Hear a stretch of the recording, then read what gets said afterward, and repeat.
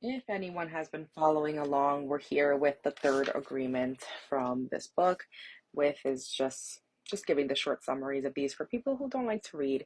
Strongly recommend you getting the book because it does have a lot more details of how to do each of these strategies. Third one, which so gracefully is being held open by my picture of RM, don't make assumptions. And I love this one because there's one thing we all do, right? Where we all imagine all of these scenarios in our head, whether it's good or bad, hopefully a lot more good than bad, because it does bring a lot of happiness.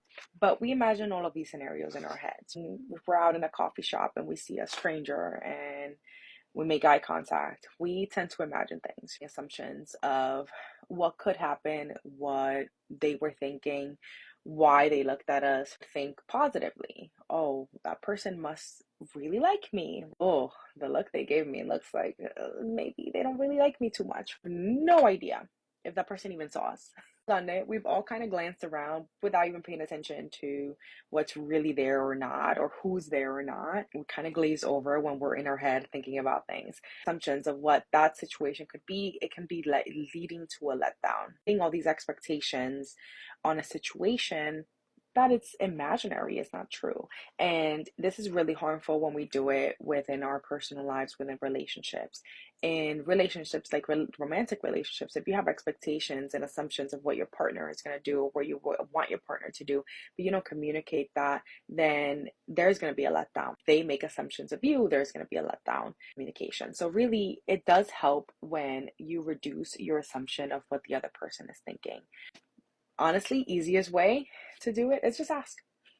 You are making an assumption about something, or if you have a feeling about something of like, oh, and obviously with a stranger in a coffee shop, that may be a little bit too hard, but in a personal relationship, if you having a conversation and you make an assumption of, oh, if they stopped answering, maybe they're mad at me.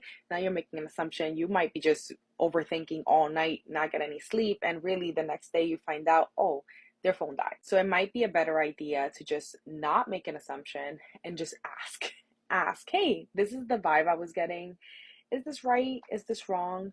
And then that way you can figure it out. If you are right and you were getting the right feeling, then you would lead to a conversation where you can talk about it and resolve the conflict or figure out whatever is going on within that relationship, which is the way to deal with healthy relationships.